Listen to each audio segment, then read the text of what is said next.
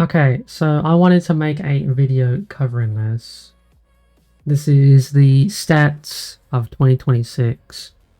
So this was officially released by Behavior, a Twitter account.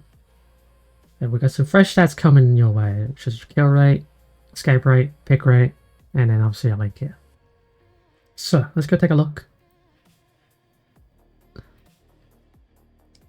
So it says here, how time flies, it's already almost April. Let's take a moment to celebrate the changing of seasons with a look at some stats from the past 6 months. Please note that high MMR in these stats refers to those with an MMR rating of 1800 or higher, which counts for approximately 18% of the player base at the time of pulling these numbers. 18%. So that means a large majority of the player bases are not going to be affected by high MMR, which is here. But okay, so this is the survivor pick rate. Obviously, no one's surprised here that Sable is still, after all this time, one of the highest pick survivors of all time. But it does add weight to the idea that Sable players are a 50-50. Either you'll get the absolute most dog, terrible player of all time, or you'll get like someone who's absolutely correct. There's no in between.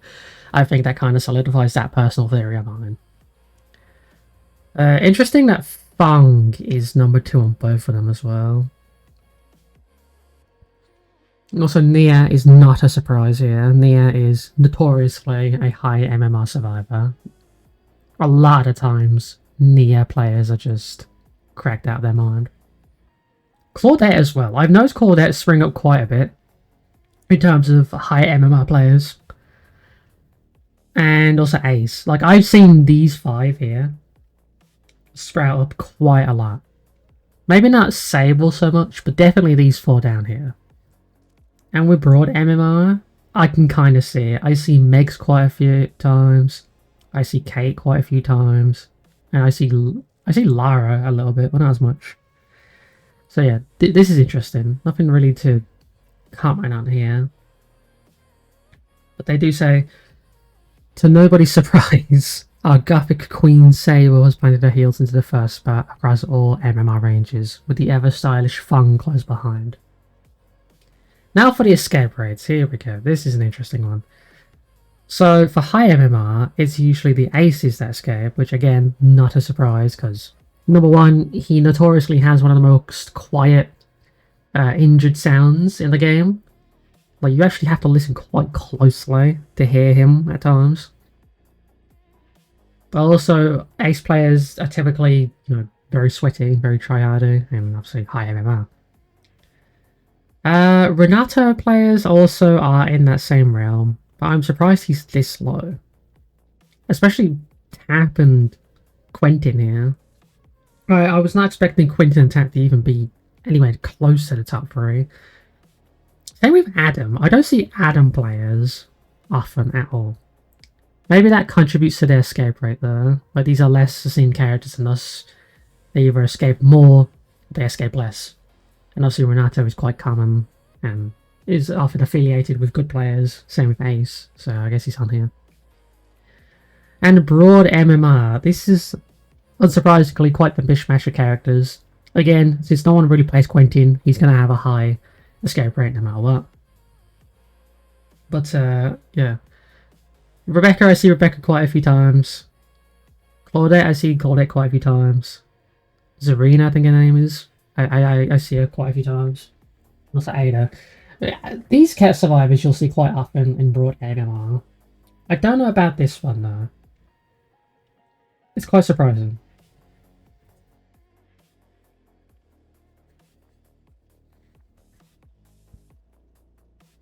Now here's the interesting part, the killer pick rate. And to no one's surprise, in the last 6 months, Kaneki has had a 10%, nearly a 10% pick rate. That is astoundingly high. Like, absurdly high.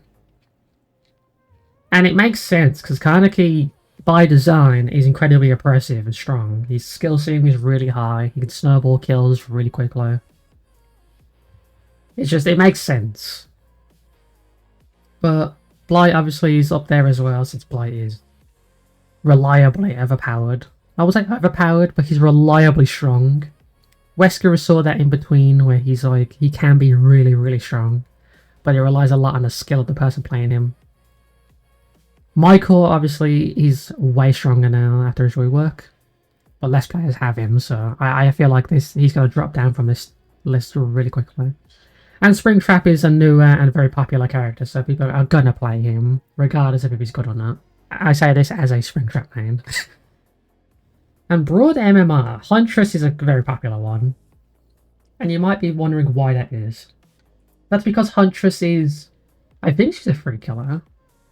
Yeah, I think she's one of the free killers you get. So a lot of people are going to cling to her since her power is pretty straightforward and it can be powerful. It's like, you know, you just aim, throw a hatchet, do damage. It is really straightforward. Michael, again, got his rework. He's a very popular character and he's very strong, so it's no surprise he's also high on the pick rate in the Broad MMR. Springtrap, again, I've already covered why he's popular, because FNAF fans and people alike really like this character. Legion is another very popular one. He's cheap to purchase for Orc sales. He's very straightforward. It just makes sense why Legion's this year. I've seen a lot of Broad MMR Legion players. And Kaneki, again, same reasons before. He's strong. A lot of people cling to Tokyo Ghoul, and he's oppressive.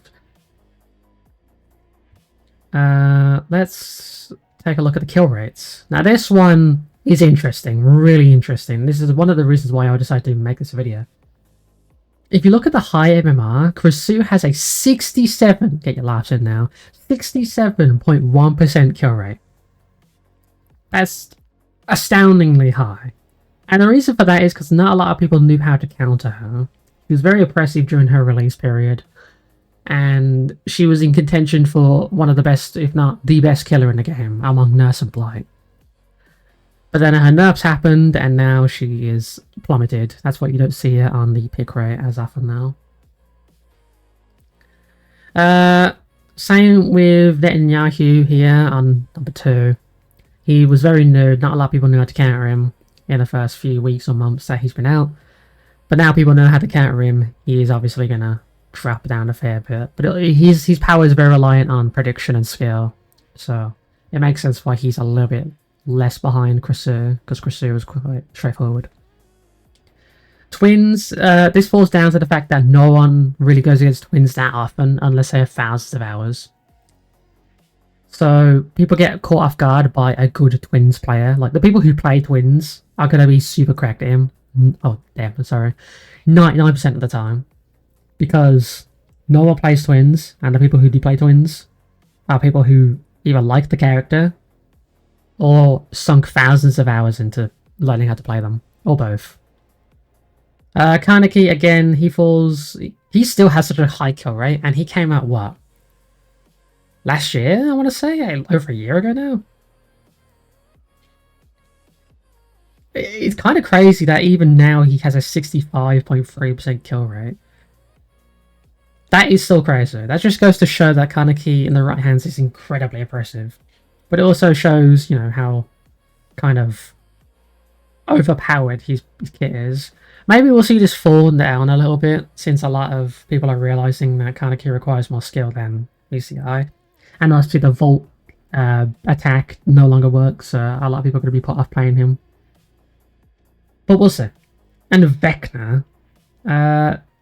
Interesting. I think this is another case of no one really plays Vecna, so it's hard to gauge what kind of Vecna you're up against. He's very powerful, and the people who do play Vecna typically are very, very formidable. So I think this makes sense here. But now here comes the pattern in the Broad MMR, and the reason why I'm making this video, and that is survivors in the Broad MMR, or new survivors, or survivors with a few hours in the game. They are struggling so much against killers they do not understand, and I'm going to explain now why that is. So we got Vecna here, the top of the list, at 65.5% kill rate in the Broad MMR. The majority of players struggle against Vecna, or have struggled against Vecna in the last 6 months. And the reason for that is because there's so much to remember about Vecna.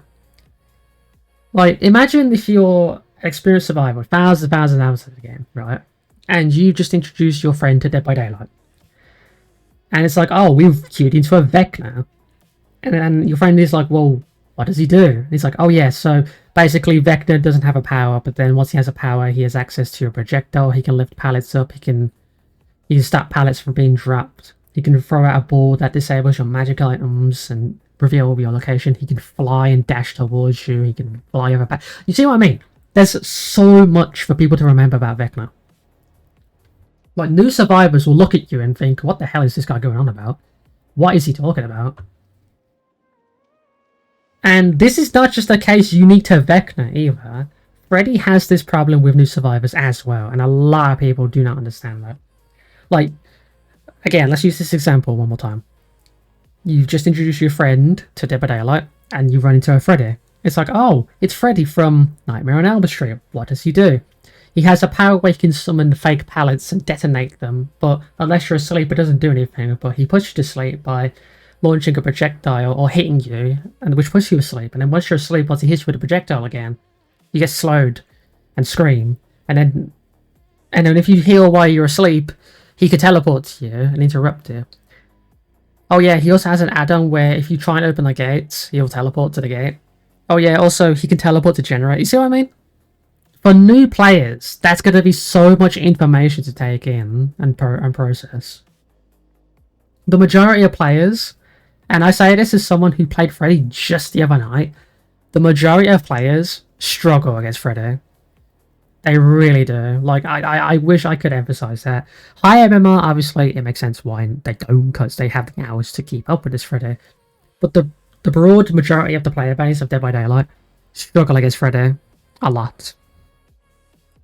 And it's because there's just some, again, same with Vecna. Not as much as Vecna, but there's just so much to remember about what he does and how to counter him and, you know, this, that, the other, what he does, how he works and stuff. This also applies to Onryo. Onryo is, in my opinion, a worse Wraith. That's not an insult, by the way. I love playing Onryo. Probably one of the few killers I play the most. But newer players generally do not understand how to counter Onryo. Like, again, let's use this example, new friend Dead by Daylight. Oh yeah, we're against Onryo. Well, what does she do? She can go invisible. She can phase through the players, and when she turns visible, she can attack you. That's it. That's straightforward, right? Oh yeah, don't be next to a TV, because if she comes out of the TV, even if it's not the TV you're next to, she'll infect you with, like, what was it called now? It was like corruption, I think it was. Or curse, or whatever it's called. I'll call it curse. Oh yeah, also, if you are cursed, you have to go to a TV and then take that tape you get from that TV to another TV on the map. Also, don't get hooked with that tape in your hand, because if you get hooked with that tape in your hand, you get cursed. And if you get cursed too much, you can just instantly kill you. Again, it's just the fact of new survivors are overwhelmed by what this killer, or what these killers are doing, that they just struggle to counter it. It's outside of the norm of the killers they are typically used to going against. Case in point, Wraith, Trapper, a lot of M1 killers. That's why you don't see Pig on here, because, you know, Pig is by all means of definitions a M1 killer. Same with Michael. Michael's not on here because Michael is very straightforward. A lot of new survivors get the gist of how to counter M1 killers. But these guys, they will struggle to understand why and how they have died to them, I think. Dredge is a little bit simpler. This is where it kind of gets a little less complicated and more down to more down to survivors just not understanding how to counter him. Or the person playing the killer is too good for that survivor to develop a good counter against him. So what Dredge does, so again, new survivor, yada yada yada, what does he do? Well, Dredge can go to lockers. He can teleport to lockers, and he can jump out of lockers around the map. Also, he has a chase power where he can hold the teleport, and when he holds the teleport, he can teleport back to it. And if he teleports back to it and you vault the pallet, he can M1 you. And the way to counter that teleport is to run into the actual shadow he's creating. But if you get too close to the shadow, he'll just, you know, he'll M1 you. You see what I mean? Oh yeah, also Nightfall. Yeah, if you stayed injured for too long, or if he does too much shit, then everything will go dark, he'll be undetectable, you won't see where he's coming from, his teleport will be faster, yada yada yada.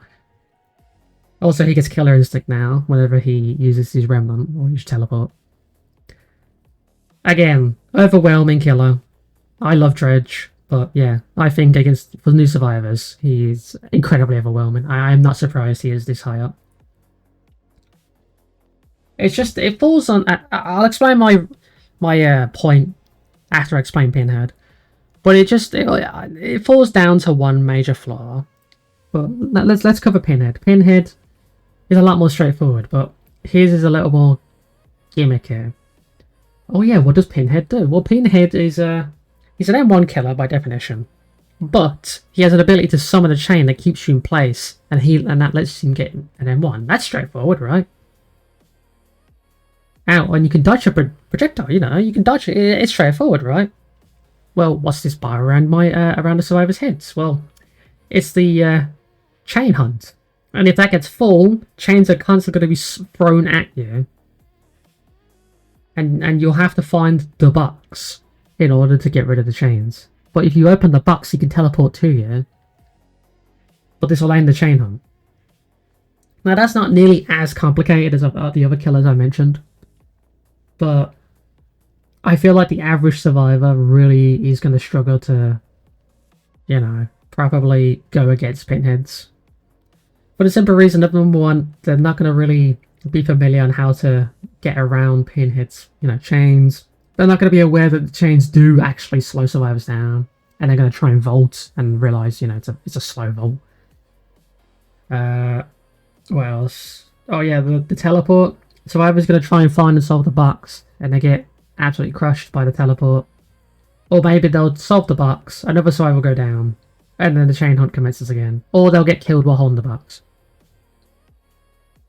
Again, it's a lot of things for a newer survivor to keep in mind. It does not surprise me that these guys are hell. And you might be wondering, what is the point? Why have you mentioned all these points about these killers in the broad MMR and not in the high MMR?